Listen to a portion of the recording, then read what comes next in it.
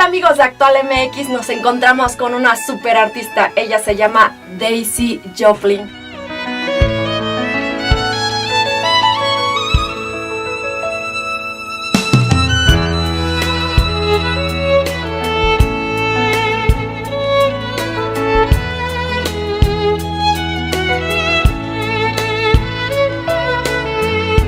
Bienvenida. Estoy encantada. Mucho de estar aquí. Anyway, I'm really happy to be here. Dice, está feliz de la vida. Ok, pues ella es violinista y vamos a hacer una tremenda entrevista porque tiene muchísima trayectoria, súper talentosa, hermosa, véala. Daisy, ¿hace cuánto tiempo estás en el negocio de la música? ¿Cuándo empezaste? I started to play the violin when I was 3 years old. So actually, this violin, which I've had since I was 15 years old, has come with me on the journey of my life. You know, I'm from England, but then I had a job in Austria, and now I live in New York, and I travel around the world, and this is something that comes with me everywhere, you know? Oh. Yeah, well, it's the instrument that I love to play. And what really interests me is always extending my creativity and the ability to play different styles of music on the violin. So I don't really play different instruments, but I'm always learning new ways of playing the violin or new feelings of playing the violin. For example, I was trained to only play classical music, and I never heard any other music in my childhood. Okay. We had no television, the radio. My dad was Nada. quite strict, you know, classical music, Wow. which I love. But when many years later, I went to live in New York. I just got some work there, and I started to learn about rock music for the first time. And now it's amazing. It's totally amazing that I love playing this music so much. I feel like I'm coming home. Wow. Playing this music that I only found out about in my 30s. Wow. You know, it's amazing. So Felipe and I, in fact, we met 15 years ago, but very briefly. He remembers it much more than me because he watched me in a concert, and he really felt a strong love and connection. And so he kept following me in my worldly travels and my musical, you know, journeys, until finally in May last year, he decided to call me. Felipe has, and I saw it immediately, he has the genius of a producer in that he sees exactly what each artist really wants.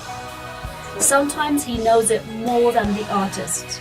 I've learned to be able to totally trust him. When he says you should try that, and I say, I don't think so. And finally I try it, and it's brilliant.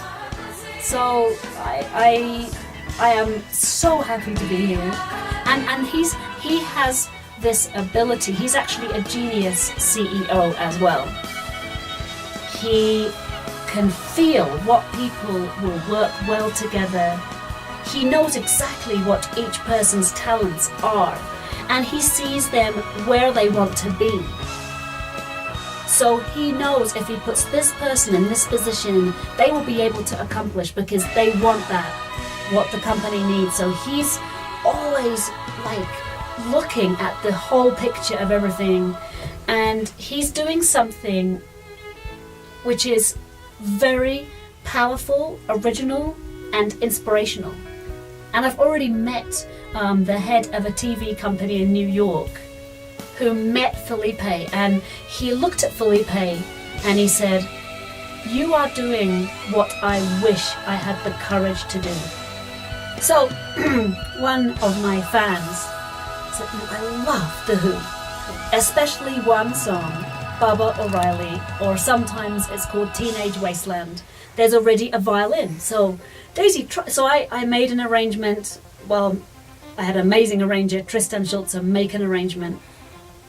And I played it, and it was a lot of fun. You know, it was really, I loved the fact that I could be so raw in my emotion, which I hadn't felt such freedom in classical music. For me, personally, I suddenly could go on stage and, you know, I didn't want to smash my violin, but that energy, you know, I'm not going to do that in the concerts like the Who used to do.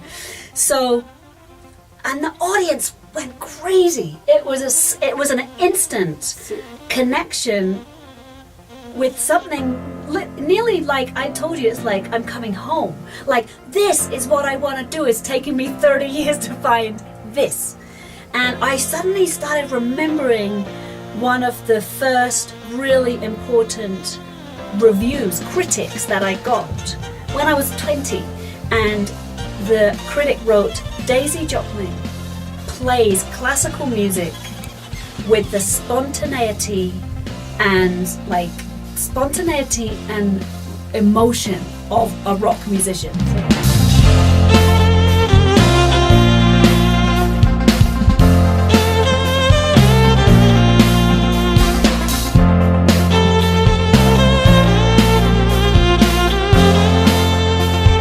Something like that. And I was like, wow, it's like I was always supposed to be a rock musician. So then when I met Felipe and he said, what do you want to do? I said, I want to do a rock album. And he's the right man. He was been in rock music his whole life. So, and I still didn't know very much about the Who, even when I made that decision. And even now, I've lived with the songs that are on my album. We have 11 songs. And they connect with me so deeply. I mean, I chose my favorite songs, but I still don't know as much about the Who as the big, you know, fans for the last 30 years or 50 years. But I just decided I'm going to do the Who. So, so many connections. The first, the music.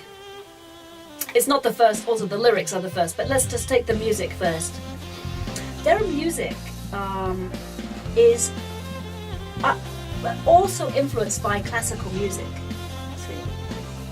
So I think my background allows me to deeply appreciate a lot of things in that music. But, I mean, like, my family did not...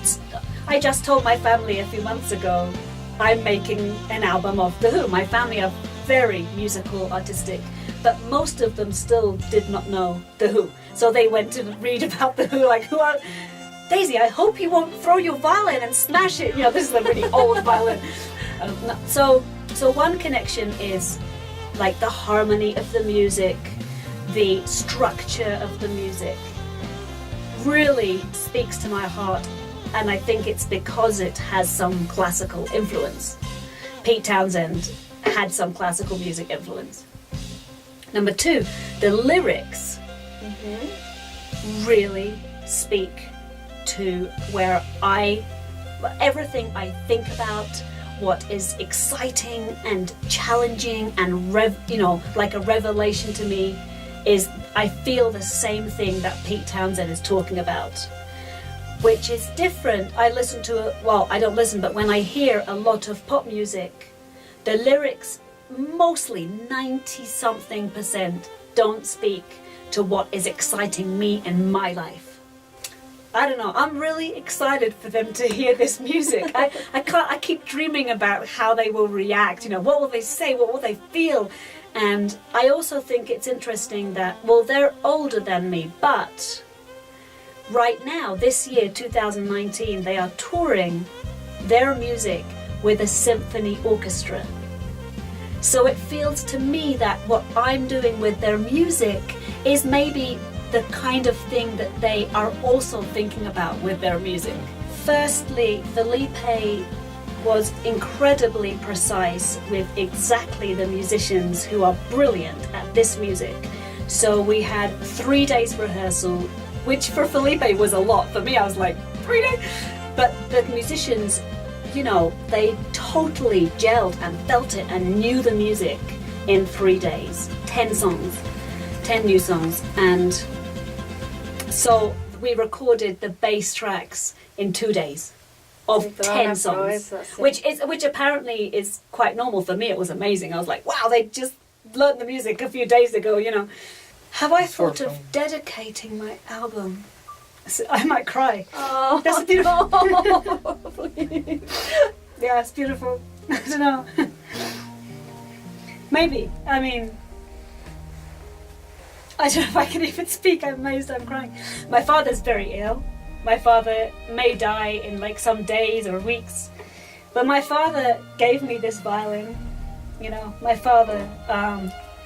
It's interesting because actually my father really did not like me playing other music. He only likes classical music. So when I go to my father's house, I only play Bach, you know, to make him happy. Sí. But I think, well, my parents have given me so much, you know, I mean, they really, yeah. I have a very clear mission, actually. I want my music to uplift and heal the world or anybody who listens to it. ¿Cuándo sale tu disco? ¿Cuándo lo vas a lanzar? 23rd of May 2019. Okay. There's a specific reason. 23rd of May 1969, 50 years ago, Tommy was released on that day. Okay. And on this album, we have 11 songs, 8 are from Tommy. The album Tommy, which I love, I mean, and it's a very well-known album. So it felt like really fun to have 50 years later, exactly to the day, a new take on this music. DaisyJopling.com. Tal cual. Redes sociales, social media. All the social media, Twitter, if you just Daisy Jopling, Twitter, Instagram, Sí. Facebook, En todos lados te encuentras. LinkedIn, YouTube, Wikipedia, yeah, all the, you know, yeah. Daisy, muchísimas gracias. Muchas gracias. Gracias por amar la cultura mexicana, por ser Sí. tan hermosa siempre. Muchísimas gracias por la entrevista, de verdad. Me llevo un pedazo de corazón tuyo. Oh, muchas gracias. Gracias, amigos de Actual MX. Nos vemos con más. Bye.